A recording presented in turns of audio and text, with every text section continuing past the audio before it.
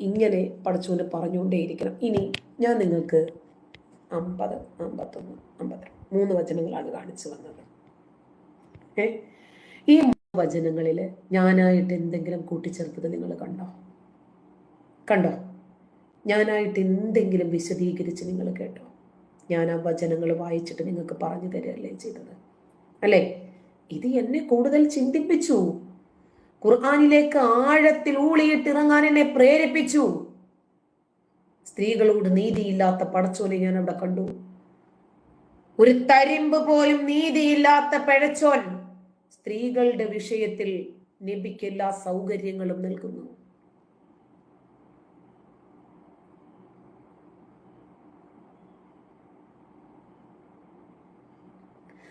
മിർഫ ഈ ഗ്രന്ഥം പഠിച്ചു വന്ന ഒരാളാണെന്ന് മറ്റു ഗ്രന്ഥങ്ങളെ ബഹുമാനിക്കുന്നുണ്ട്. ഞാൻ ഈ ഗ്രന്ഥത്തിലുള്ളതല്ലേ പറഞ്ഞിട്ടുള്ളൂ. ഞാൻ ഈ ഗ്രന്ഥത്തെ അപമാനിക്കുന്ന രൂപത്തിൽ സംസാരിച്ചോ? ഈ ഗ്രന്ഥത്തിനകത്ത് പറഞ്ഞിരിക്കുന്ന വസ്തുതകൾ ഇന്ന് ക്രിട്ടിസൈസ് ചെയ്യുമ്പോൾ തലയ്ക്കകത്താള് താമസമുള്ളവർ ചിന്തിക്കും. ഈ ഗ്രന്ഥങ്ങളിൽ ഇല്ലാത്തതൊന്നും ഞാൻ പറഞ്ഞിട്ടില്ലല്ലോ. മറ്റ് ഗ്രന്ഥങ്ങളെ ബഹുമാനിക്കാൻ എവിടെയാ പറഞ്ഞത്? അള്ളാഹു ഇറക്കിയ മുൻ ഗ്രന്ഥങ്ങളില് കൈകടത്തലുകൾ വന്നിട്ടുണ്ട് എന്ന് ഒരിടത്ത് പറഞ്ഞു, മറ്റൊരിടത്ത് പറഞ്ഞു നിങ്ങൾക്ക് എന്തെങ്കിലും സംശയം തോന്നിയാൽ അതിലേക്ക് പോയിക്കോളാൻ. നിങ്ങൾക്ക് എന്തെങ്കിലും സംശയം തോന്നുന്നുണ്ടെങ്കിൽ നിങ്ങൾ പടച്ചവനിലേക്കും റസൂലിലേക്കും അടങ്ങിക്കും. പിന്നെ പറഞ്ഞു മുൻ വേദങ്ങളിലേക്കൊക്കെ നിങ്ങളൊന്ന് നോക്കിക്കോ കേട്ടോ. പിന്നെ ഈ കൈകടത്തലുകൾക്ക് വിധേയമായതുകൊണ്ട് സത്യാസത്യ ഗ്രന്ഥമായിട്ട് ഈ ഖുർആനിനെ ലോകാവസാനം വരെ നിലനിൽക്കുന്നതിന് വേണ്ടി അയച്ചു എന്ന് പറയുന്നതിന് എന്ത് സത്യമുള്ളത്?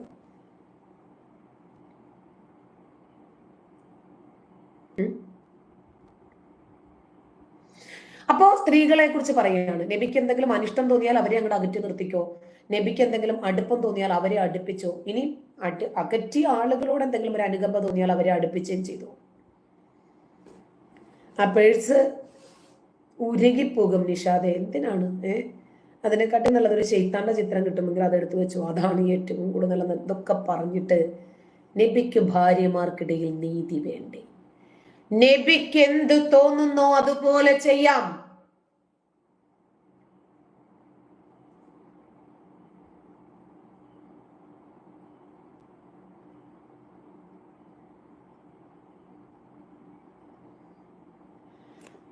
ആരോ ഒരാളൊരു ചോദ്യം ചോദിച്ചിട്ടുണ്ട്. നസീർ, എന്താണ്? നിരീശ്വരവാദികൾ ഇത്രയും ഉണ്ടായിട്ടും എന്തേ നിങ്ങൾക്ക് ആരിഫിന് പെണ്ണ് കിട്ടാതെ കെട്ടിയ പെണ്ണ് എന്തേ ഓടുന്നത്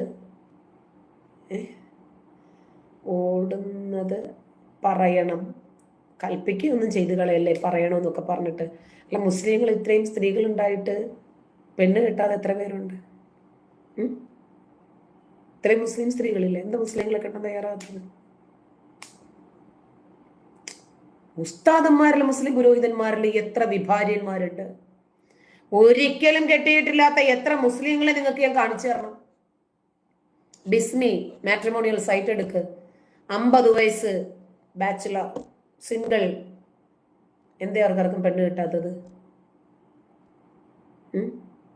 എവിടാണോ നിങ്ങളൊക്കെ? ഏത് കാലത്താണോ ജീവിക്കുന്നത്? എന്തുകൊണ്ടാണോ നിങ്ങളൊക്കെ ചിന്തിക്കുന്നത്? തലച്ചോറ് കൊണ്ട് തന്നെയാണോ ഈ ചിന്തിക്കുന്നത്? മുസ്ലിങ്ങൾ എല്ലാവരും പെണ്ണുമ്പിള്ളയത്ത് ജീവിക്കുന്നവർ, അവർക്കാർക്കും ഡിവോഴ്സ് നടന്നിട്ടില്ല.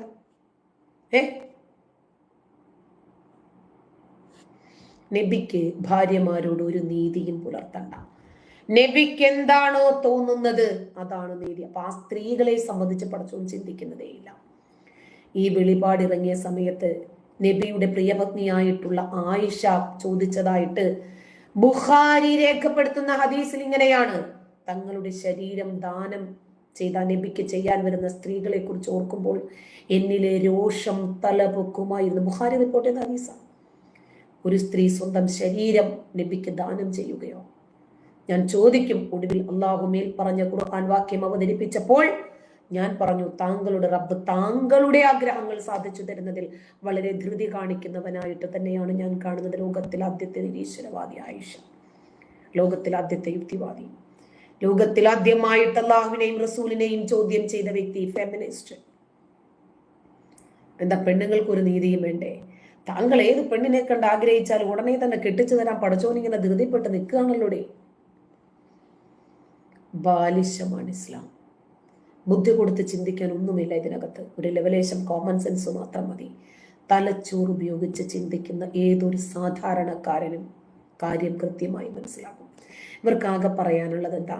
ആരിഫ് 3 കെട്ടിയല്ലോ, 4 കെട്ട. ഈ പറഞ്ഞ ആള് എണ്ണമറ്റ ആളെ കെട്ടി നടക്കുന്ന ആളാ.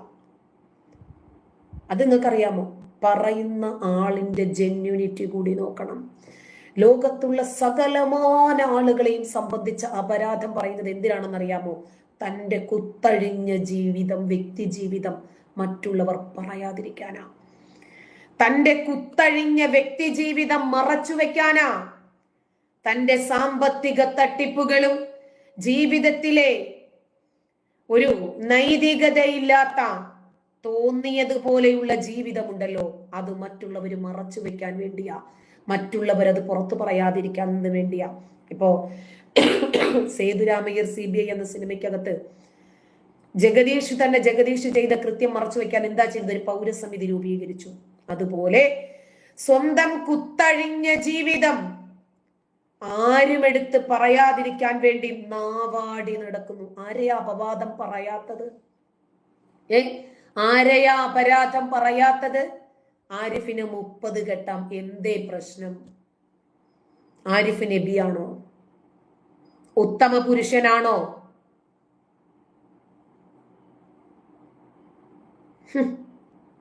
ഇതല്ലാതെ നിങ്ങൾക്ക് വേറെ എന്തെങ്കിലും പറയാം? ഞാൻ ഖുർആനായത്തല്ലേ നിങ്ങൾക്ക് കാണിച്ചു തന്നത് 3 വചനങ്ങൾ അല്ലേ?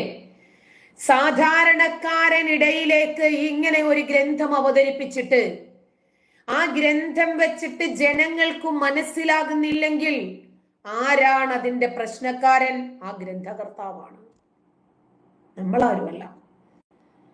ആ ഗ്രന്ഥമിറക്കിയ സൃഷ്ടാവിന് സാധാരണ ജനങ്ങളുടെ മാനസികാവസ്ഥ എന്താണ് എന്ന് മനസ്സിലാക്കി അവർക്കത് തിരിയത്തക്ക രൂപത്തിലാക്കി കൊടുക്കാൻ കഴിഞ്ഞിട്ടില്ലെങ്കിൽ ആ ഗ്രന്ഥകർത്താവിന്റെ കുഴപ്പമാണത്.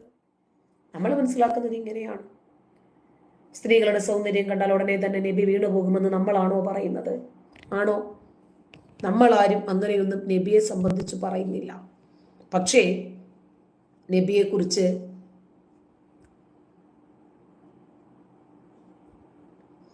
നസീറെ, അതാണ് ഞാൻ ആദ്യം തന്നെ പറഞ്ഞത്. സ്വന്തം കുത്തഴിഞ്ഞ ജീവിതം മറ്റുള്ളവരെ മനസ്സിലാക്കാതിരിക്കാൻ വേണ്ടി മറ്റുള്ളവരെ അത് ആരോപിച്ച് നടക്കുന്നു, അത്രേ ഉള്ളൂ. ആദ്യം അവരുടെ വ്യക്തി ജീവിതം പല ആളുകളും എടുത്ത് പറയുന്നുണ്ട്, പോയെന്ന് കേൾക്കുക. എനിക്ക് അത്തരം കാര്യങ്ങൾക്ക് നേരമില്ല. അതായത് ഒരാളോട് മറുപടി പറയണമെങ്കിൽ അവരുടെ നിലവാരത്തിലേക്ക് നമ്മൾ വരണം. തൽക്കാലം എനിക്കതിന് താല്പര്യമില്ല, ഭയന്നിട്ടല്ല. മറിച്ച് ഞാൻ പുലഭ്യം പറയാറില്ല, അസഭ്യം പറയാറില്ല. മറ്റൊരാളോട് വളരെ മോശമായ രൂപത്തിൽ ലൈംഗിക ചൊവ്വയോടുകൂടി അവരുടെ ജീവിതത്തെ, കുടുംബത്തെ ബാധിക്കുന്ന രൂപത്തിൽ ഞാൻ ഇന്നുവരെ സംസാരിച്ചിട്ടില്ല. ആരുടെയും തന്തയ്ക്ക് വിളിച്ചിട്ടില്ല, തന്തയ്ക്ക് പറഞ്ഞിട്ടില്ല. എന്നെ ചിലപ്പോൾ തന്തയ്ക്ക് പറഞ്ഞാൽ തിരിച്ച് ഞാൻ അവൻ്റെ തന്തയുടെ തന്തയ്ക്ക് പറഞ്ഞിട്ടുണ്ടാവും. അതല്ലാതെ അനാവശ്യമായിട്ട് ഒരാളുടെയും വ്യക്തി ജീവിതത്തിലേക്ക് കയറുന്ന ആളല്ല ഞാൻ. അപ്പോൾ എൻ്റെ ശബ്ദത്തെ ഭയപ്പെടുന്ന ആളുകൾ, എന്നോട് ആശയപരമായി മുട്ടാൻ പറ്റാത്ത ആളുകൾ ഒരാളെ ഇറക്കി നിർത്തുന്നു. എന്തിന്? പൂരത്തെറി പറഞ്ഞു. അവരുടെ നിലവാരം എന്താണ് എന്ന് തലയ്ക്കകത്ത് താമസമുള്ളവർ മനസ്സിലാക്കുമോ? 2, ഇന്നല്ലെങ്കിൽ നാളെ ഇതിൻ്റെ ഒരു നെഗറ്റീവ് എഫക്റ്റ് സ്വന്തം കുടുംബത്തിന് തന്നെ സംഭവിക്കും.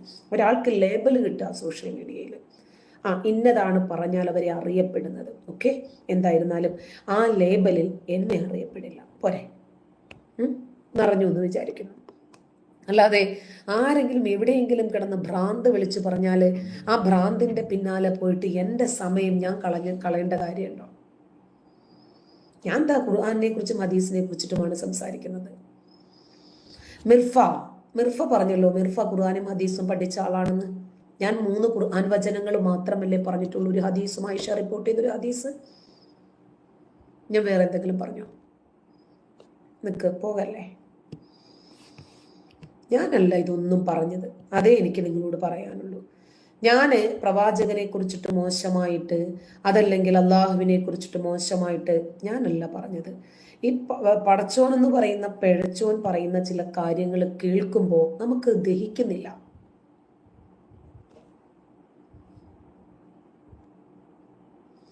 നസീറെ, നിന്റെ തന്തയായിരുന്നോ എനിക്ക് വലിയായിട്ട് വന്നിരുന്നത്? ക്ഷമിക്കണം, തന്തയ്ക്ക് വിളിക്കരുത് എന്ന് വിചാരിച്ചതാണ്. പറയുന്ന ആളിന്റെ ജെന്യൂനിറ്റി കൂടി പരിശോധിക്കണം. അതാ ഞാൻ പറഞ്ഞത്, കെട്ടിയവരെയൊക്കെ കൊണ്ടു നിർത്താൻ. എൻ്റെ വീട്ടുകാരെല്ലാം കൂടി ഒരു കല്യാണം കഴിച്ചു തന്നു, കോടതി മുഖേന ഡിവോഴ്സായി, രണ്ടാമത് വിവാഹം കഴിച്ചു, ഇതാ ആള് കൂടെയുണ്ട്. ഇനി എന്താ നിനക്കറിയേണ്ടത്?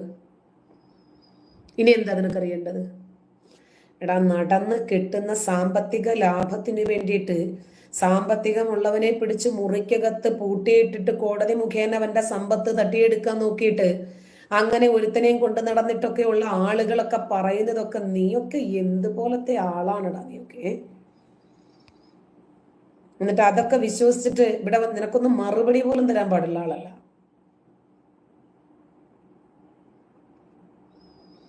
അത് തന്നെയല്ലോ റീന നമ്മളും ചോദിക്കുന്നത്. പടച്ചോനില്ലേ? പടച്ചോൻ അങ്ങ് മറുപടി പറയില്ലേ? പടച്ചോന് പറ്റില്ലേ എന്നെ മര്യാദ പഠിപ്പിക്കാൻ?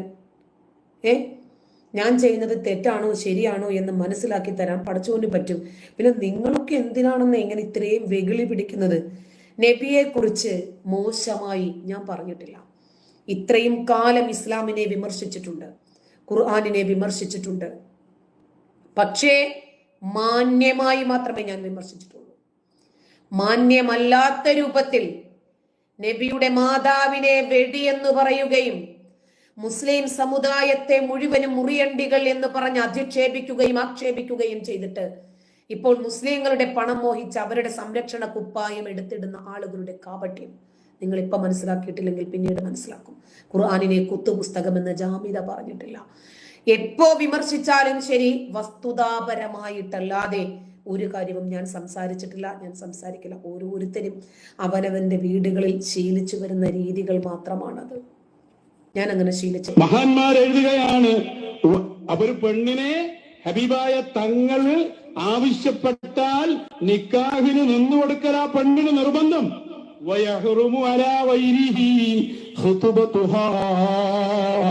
ആ പെണ്ണിനെ മറ്റൊരാൾ പെൺകെട്ട് പറയൽ പോലും ഹറാമാണ്. പറ്റില്ല. നമ്മളൊരു പെണ്ണിനെ കെട്ടാൻ തീരുമാനിച്ച് വേറെ ആൾ വന്ന് ആ പെണ്ണിന് ഓനസ്റ്റായ പെണ്ണങ്ങ് പോയി പോകും. എന്നാൽ ഹബീബായ തങ്ങൾ ആഗ്രഹിച്ച പെണ്ണിനെ എന്ന് പറഞ്ഞാൽ അതിന്റെ സാധ്യത പറയാണ്. ഹബീബായ സ്വല്ലല്ലാഹു അലൈഹി വസല്ലം തങ്ങളുടെ ഹക്കിൽ അത്രയും നിർബന്ധമാണ്. വേറൊരാൾക്ക് ആ പെണ്ണിനെ കെട്ടാൻ തീരുമാനിക്കാൻ പോലും പാടില്ല. കെട്ടൽ പിന്നല്ലേ. മാത്രല്ല കേട്ടോ, യജിബു അലാ സൗജിഹാ തലാഖുഹാ. ഒരു ഭാര്യ ഭർത്താവും കൂടി ഇങ്ങനെ പോവാ.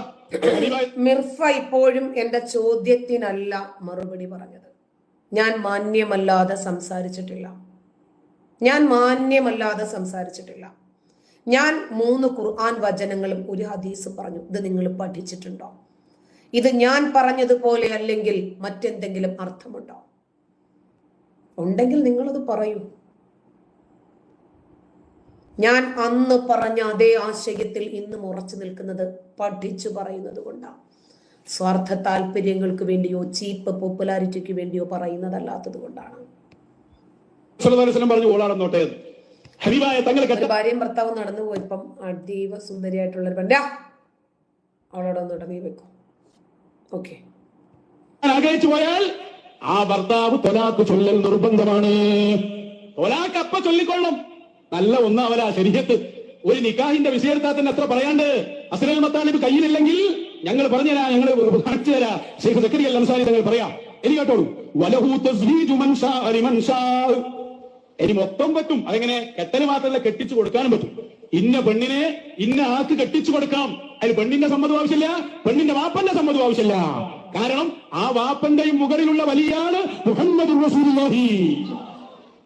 7-ാമത്തേതായിട്ട് ഇനി 8. നമുക്ക് ഈ ഉസ്താദിനെ കുറ്റം പറയാൻ പറ്റുമോ? ഈ ഉസ്താദിനെ നിങ്ങൾ സംഖ്യയാണെന്ന് പറയുമോ? ഈ ഉസ്താദിനെ നിങ്ങൾ മതം വിട്ടവനാണെന്ന് പറയുമോ? ഈ ഉസ്താദിനെ നിങ്ങൾ ചാണക സംഖ്യയാണെന്ന് പറയുമോ?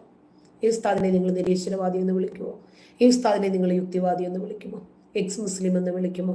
മതത്തിൽ നിന്ന് പുറത്തു പോയ മുർത്തദ്ദാണെന്ന് നിങ്ങൾ പറയുമോ? ഈ ഉസ്താദ് ഒരു മുസ്ലിം പുരോഹിതനല്ലേ? ഈ ബാക്കവി പറയുന്ന കാര്യങ്ങൾ അദ്ദേഹം കൃത്യമായി ആ ഗ്രന്ഥം അസ്റുൽ മതാബ് എന്ന് പറയുന്ന ഗ്രന്ഥത്തെ പറഞ്ഞിട്ട് തന്നെയല്ലേ അദ്ദേഹം പറഞ്ഞത്. ആ ഗ്രന്ഥം കൃത്യമായി നമ്മളോട് പറഞ്ഞിട്ടാണ് അദ്ദേഹം ഈ വിഷയത്തെ സംബന്ധിച്ച് നമ്മളോട് സംസാരിക്കുന്നത്. ഇനി എന്താ ഇദ്ദേഹത്തോട് നമ്മൾ മറുപടി പറയുക? ഇദ്ദേഹത്തെ 4 തെറി പറഞ്ഞിട്ട് കാര്യമുണ്ടോ? ഇദ്ദേഹം എത്ര കെട്ടിയെന്ന് അന്വേഷിച്ചിട്ട് വല്ല കാര്യവും ഉണ്ടോ? ചിലപ്പോ അള്ളന്നെ നേരിട്ട് കെട്ടിച്ചു കൊടുക്കും. അവിടെ ഈജാബും കബൂലും തന്നെയല്ല. ഞാൻ സ്വീകരിച്ചു എന്നറിയാലോ, അതില്ലല്ലോ. ഏത് എന്നൊക്കെ പറയില്ലേ? കബീൽതു നിക്കാഹ, അതിന്റെ ഒന്നും ആവശ്യമില്ല. അള്ള നേരിട്ട് കെട്ടിച്ചു കൊടുക്കും. അങ്ങനെ കെട്ടിച്ചു കൊടുത്തിട്ടുണ്ട് ഹബീബായ മുത്ത് റസൂൽ ത്വഹ റസൂൽ. നോക്ക് നിങ്ങൾ, ഒറ്റ വാക്കിൽ അങ്ങ് പറഞ്ഞു പോവുക. ഹബീബായ തങ്ങൾക്കുള്ള നിയമം തന്നെയാണ്, ഒക്കെ ഒരു നിയമമാണ്. 4 ഭാര്യമാരെ സ്വീകരിക്ക. ഹബീബായ തങ്ങൾക്ക് ഇഹ്റാമിലായി നിക്കാഹ് ശരിയാവും. വലിയ വേണ്ട, സാക്ഷി വേണ്ട, മഹ്ർ വേണ്ട. പെണ്ണിനോട് അങ്ങനെ ഒരു കാര്യം പറഞ്ഞാൽ ഒക്കെ സ്വീകരിക്കാൻ നിർബന്ധം. പിന്നെ വേറൊരാൾക്ക് അവളെ പെൺകെട്ട് പറയാൻ പോലും പാടില്ല. ഭർത്താവുള്ള പെണ്ണാണെങ്കിൽ ഭർത്താവ് തൊലാക്ക് ചൊല്ലിക്കൊള്ളണം. മാത്രമല്ല ആർക്കും ഏത് പെണ്ണിനെയും കെട്ടിച്ചു കൊടുക്കാം. അള്ള തന്നെ നേരിട്ട് കെട്ടിച്ചു കൊടുക്കുന്നു. 9ാമത് മഹാൻ പറയാ ഹബീബായ സല്ലല്ലാഹു അലൈഹി വസല്ലം തങ്ങൾക്ക് നോമ്പിൽ ഓരോന്നിനും വ്യത്യസ്ത നിയമം. നോമ്പിന്റെ കാര്യത്തിൽ സൗമിൽ വിസ്വാലുണ്ട്. വിസ്വാലെന്താ? തുടർ ഇത് മുസ്ലിം പ്രഭാഷകനാണല്ലോ പറയുന്നത്, ഞാനല്ലല്ലോ പറഞ്ഞത്. നിങ്ങൾക്ക് ഇനി എന്തുണ്ട് ഇതിനെക്കുറിച്ച് മറുപടി പറയാൻ? നസീർ ഒന്നും അറിയാത്ത നിഷ്കളങ്കൻ ചമഞ്ഞിങ്ങോട്ട് കയറി വരരുത്. ഞാൻ ഇസ്ലാമിൽ വിശ്വസിക്കുന്ന ആളായിരുന്നെങ്കിൽ ഇതിനെ എടുത്ത് ഇങ്ങനെ വിമർശിക്കുമായിരുന്നോ? മദ്രസ ബുദ്ധി വെച്ചിട്ട് ദയവ് ചെയ്ത് എന്റെ എഫേർട്ട് വേസ്റ്റ് ആക്കരുത്, ടൈം വേസ്റ്റ് ആകുന്നു. അപ്പോ നബിയുടെ പെൺ വിഷയങ്ങളിലെ വീക്കായിട്ടുള്ള ഒരു ക്യാരക്ടറാണ് എന്ന് പരിചയപ്പെടുത്തുന്നത് നമ്മളല്ല, പടച്ചോനും നബിയുടെ കിതാബുമാണ്. ഇതിനെ എടുത്ത് വിമർശിക്കുമ്പോൾ നമ്മളെ തെറി പറഞ്ഞിട്ട് എന്താ കാര്യം? ഈ ഗ്രന്ഥത്തിൽ കിടക്കുന്നിടത്തോളം കാലം തലച്ചോറുള്ള ആളുകൾ ചിന്തിക്കുകയും മനസ്സിലാക്കുകയും ചെയ്തവർ മാറി ചിന്തിക്കാൻ സന്നദ്ധരാകും.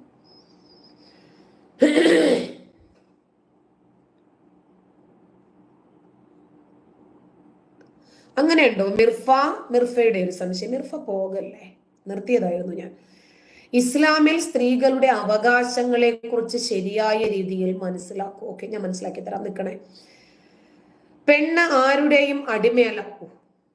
അവൾക്ക് ഇഷ്ടമുള്ള പങ്കാളിയെ തെരഞ്ഞെടുക്കാനുള്ള പൂർണ്ണ അവകാശം അവൾക്കുണ്ട്. ആ ആയത്തൊന്ന് കാണിച്ചു തരുമോ? ഹദീസായാലും മതി, ഒന്ന് കാണിച്ചു തരുമോ? കാണിച്ചു തരുമോ? പോകല്ലേ, ഞാനൊരു ആയത്ത് കാണിച്ചു തരാം.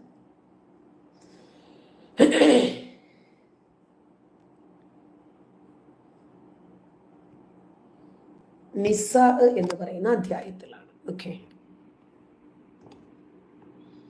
കണ്ടല്ലോ, നിസാ 4-ാം അധ്യായം. സ്ത്രീകൾ എന്ന് തന്നെയാണ് അധ്യായത്തിന്റെ പേര്. അതിലെ 34. സാവകാശം പോയിരുന്നിട്ട് വായിച്ചാൽ മതി കേട്ടോ. ഇപ്പൊ വായിച്ചിട്ട് ബുദ്ധിമുട്ടണ്ട. മിർഫയുടെ മുഖം മനസ്സിലാകാത്തതാണ്, പോട്ടെ. പുരുഷന്മാർ സ്ത്രീകളുടെ മേൽ നിയന്ത്രണാധികാരമുള്ളവരാകുന്നു. മനുഷ്യരിൽ ഒരു വിഭാഗത്തിന് മറുവിഭാഗത്തേക്കാൾ അള്ളാഹു കൂടുതൽ കഴിവ് നൽകിയതുകൊണ്ടും അവരുടെ ധനം ചിലവഴിച്ചതുകൊണ്ടുമാണത്. അതിനാൽ നല്ലവരായ സ്ത്രീകൾ അനുസരണശീലമുള്ളവരും അള്ളാഹു സംരക്ഷിച്ച പ്രകാരം പുരുഷന്മാരുടെ അഭാവത്തിൽ, കണ്ട അതൊക്കെ ബ്രാക്കറ്റിലാണ്, സംരക്ഷിക്കേണ്ടതെല്ലാം സംരക്ഷിക്കുന്നവരുമാണ്. എന്നാൽ അനുസരണക്കേട് കാണിക്കുമെന്ന് നിങ്ങൾ ആശങ്കിക്കുന്ന സ്ത്രീകളെ നിങ്ങൾ ഉപദേശിക്കുക. കിടപ്പറകളിൽ അവരുമായി അകന്നു നിൽക്കുക, അവരെ അടിക്കുകയും ചെയ്തുകൊള്ളുക. എന്നിട്ടവർ നിങ്ങളെ അനുസരിക്കുന്ന പക്ഷം പിന്നെ നിങ്ങൾ അവർക്കെതിരെ ഒരു മാർഗവും തേടരുത്. തീർച്ചയായും അല്ലാഹു ഉന്നതനും മഹാനുമാകുന്നു.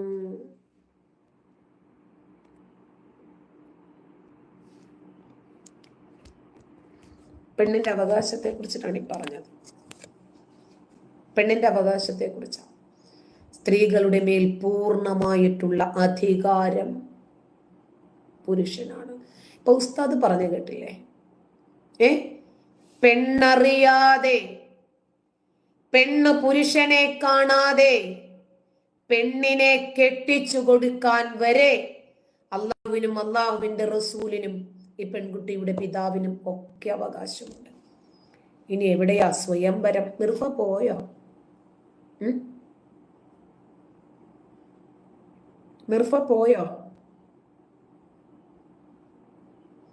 സ്ത്രീകളുടെ അവകാശങ്ങളാ. സമയമുണ്ടെങ്കിൽ ഞാൻ കുറച്ചും കൂടി കാര്യങ്ങൾ സ്ത്രീകളുടെ അവകാശത്തെ കുറിച്ച് ബോധ്യപ്പെടുത്തി തരാമായിരുന്നു. ഏതാണ്ട് എനിക്ക് 1 മണിക്കൂർ കഴിഞ്ഞു. അപ്പൊ ഇനി എനിക്ക് പോകണം, ജോലിയുണ്ട്. നിശാന്ത് ഹായ്. റീന ബിനോയ്, ബിനോജ്, നല്ല ചോദ്യമാണ്. ഇത് എന്തിനാ ചെയ്യുന്നത് എന്നല്ലേ. ഞാൻ ഈ മതം വിട്ട് സഹോദരി, എനിക്ക് ഈ മതം ശരിയല്ല എന്ന് തോന്നി ഞാൻ ഒഴിവാക്കിപ്പോയി. എന്നെ ജീവിക്കാൻ വിടുന്നില്ല. ഈ മതം വിട്ടു പോയതിൻ്റെ പേരിൽ എനിക്ക് നരകമാണ്, എനിക്ക് അങ്ങനെയാണ് ഇങ്ങനെയാണെന്ന് പറഞ്ഞിട്ട് ഒരു ടെക്സ്റ്റൈൽസ് തുടങ്ങി പൂട്ടിച്ചു, യൂസ്ഡ് കാറിൻ്റെ ഷോപ്പ് തുടങ്ങി പൂട്ടിച്ചു, സോപ്പ് കട 3 തുടങ്ങി പൂട്ടിച്ചു. ജീവിക്കാൻ വിടുന്നില്ല. അപ്പോൾ എന്താണ് ഈ മതത്തിൽ നിന്നും പുറത്തു പോയാലുള്ള പ്രശ്നം? ഈ മതത്തിന്റെ സഹിഷ്ണുത എന്താണ് എന്ന് കൃത്യമായി ബോധ്യപ്പെടുത്തി കൊടുക്കാൻ പിന്നീട് എൻ്റെ ജീവിതം തന്നെ എനിക്ക് മാറ്റിവെക്കേണ്ടി വന്നു. ഓക്കെ, അപ്പോൾ നമുക്കിനി വീണ്ടും കാണാം. നന്ദി.